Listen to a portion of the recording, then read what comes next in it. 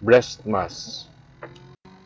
If you feel a lump in your breast, try not to panic or worry. Most lumps are not breast cancer, but something less serious, such as a benign breast condition. Some lumps go away on their own. In younger women, lumps are often related to menstrual periods and go away by the end of the cycle. However, if you find a lump or any change in your breast or underarm area, see your healthcare provider to be sure it is not breast cancer. Nipple discharge. Liquid leaking from your nipple discharge can be troubling, but it's rarely a sign of breast cancer. Discharge can be your body's natural reaction when the nipple is squeezed. Signs of more conditions, such as breast cancer, include discharge that, without squeezing the nipple, occurs in only one breast, is bloody or clear, not milky. Nipple discharge can also be caused by an infection or other condition that needs treatment. If you have any nipple discharge, see a healthcare provider. See a healthcare provider if you notice any of these warning signs of breast cancer: lump, hard knot or thickening inside the breast or underarm area, swelling, warmth, redness or darkening of the breast, change in the size or shape of the breast, dimpling or puckering of the skin, itchy, scaly sore or rash on the nipple, pulling in of the nipple or other parts of the breast, nipple discharge that starts suddenly, new pain in one spot that doesn't go away. Lifestyle factors during childhood and the teen years. Some life factors during the childhood and the teen years may affect the risk of benign breast condition in adulthood. Some factors may increase risk. For example, drinking alcohol during the teen years may increase the risk of benign breast condition. Other factors may decrease risk. For example, eating foods that contain carotenoids such as melon, carrots, sweet potatoes, and squash. Nuts including peanut butter and beans during the teen years may lower the risk of benign breast conditions. Also, girls who are heavy at age 10 may have a lower risk of benign breast condition in young adults than girls who are lean at age 10. Similarly, women who were heavy as children and teens may have a lower risk of breast cancer than women who were lean in their youth. However, being heavy during childhood and the teen years is not advised as it increases the risk of heart disease and many other health conditions in adulthood. Breast lumps or lumpiness. Many women find their breasts feel lumpy. Breast tissue naturally has a bumpy texture. Some women have more lumpiness in their breast than others. In most cases, this lumpiness is not cause to worry. If the lumpiness can be felt throughout the breast and feel like your other breast, then it's likely normal breast tissue. Lumps that feel harder or different from the rest of the breast or the other breast, or that feel like a change should be checked. This type of lump may be a sign of breast cancer or a benign breast condition such as a cyst or fibroadenoma.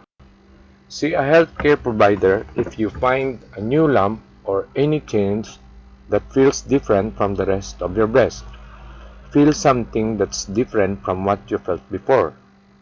If you had a benign lump in the past, don't assume a new lump will also be benign. The new lump may not be breast cancer, but it's best to make sure. You notice that something is different with your breast and you feel lump. Now what? If you notice any breast changes, call your doctor right away to get it checked. But don't panic. Most breast lumps are benign, which means they are not cancer. Benign breast lumps usually have smooth edges and can be moved slightly when you push against them. They are often found in both breasts. There are several common causes, including normal changes in breast tissue, breast infections or injury. Breast tissue changes during a woman's entire life. It is sensitive to changing hormone levels, during the menstrual cycle. Common causes of breast lumps: fibroadenomas. These are the most common benign lumps. If you push on them, they are solid, round, rubbery lumps that move freely. They are usually painless. Women between 20 and 30 get them most often. They are also more common in African American women. Fibroadenomas can be surgically removed. Fibrocystic changes. Changes in hormones during your menstrual cycles can create changes in your breast. These are known as fibrocystic breast changes. You could get lumps in both breasts that increase in size and tenderness just before your period. You might have nipple discharge as well. The lumps are milk ducts in tissues around them that have grown and widened to form cysts. These enlarge quickly in response to hormones released near your period. The lumps may be hard or rubbery and could feel like a single, large or small lumps. Fibrocystic changes can also cause breast tissue to thicken. These changes are often most noticeable during your 40s. They are the most common cause of benign breast lump in women ages 35 to 50. Postmenopausal women are less likely to have these types of breast changes. That's because they don't have monthly changes in hormones. Simple cysts. Simple cysts are fluid-filled sacs that usually affect both breasts. You could have one or many. They can vary in size. Their tenderness and size often change with your menstrual cycle. Suggested: simple cysts can be treated with fine needle aspiration. This isn't surgery. Your doctor will place a needle into the area around the lump. If the lump is a cyst, they can suck out the fluid and the cyst will collapse. Cysts can also go away on their own, so your doctor may choose to wait and see if it goes away. They don't require treatment, but your doctor may recommend ways to ease monthly tenderness. Intraductal papillomas. These are small, wart-like growths in the lining of the mammary duct near the nipple. They usually affect women who are 30 to 50 years old. They can cause bleeding from the nipple. Your doctor can remove them with surgery. Traumatic fat necrosis. This happens when there is an injury to the breast, though you may not remember an injury happening. It causes fat to form in lumps that are generally round, firm, hard, and painless. You usually get one at a time. What to expect during a clinical breast exam? Evaluation of breast lump typically begins with a clinical breast exam. During this exam, your doctor will likely ask about symptoms and your risk factors for breast cancer or benign breast condition. Examine your breast and lymph nodes in your armpit, feeling for any lumps or other abnormalities. Examine the skin on your breasts. Check for nipple problems such as inversion or discharge. If your doctor confirms that you have a breast lump or other area of concern, you likely need testing. What are procedures and imaging tests to evaluate a breast lump? To further evaluate a breast lump, your doctor might recommend a diagnostic mammogram. This specialized breast X-ray helps your doctor investigate suspicious breast changes. It takes X-ray pictures from several angles. Ray. Breast ultrasounds. Sound waves create images of the inside of your breast on a monitor. Ultrasound imaging is helpful for determining whether a breast lump is solid or filled with fluid. Breast MRI. An MRI machine uses a magnet and radio waves to create pictures of the interior of your breast. A breast MRI usually is reserved for when the diagnosis is in question.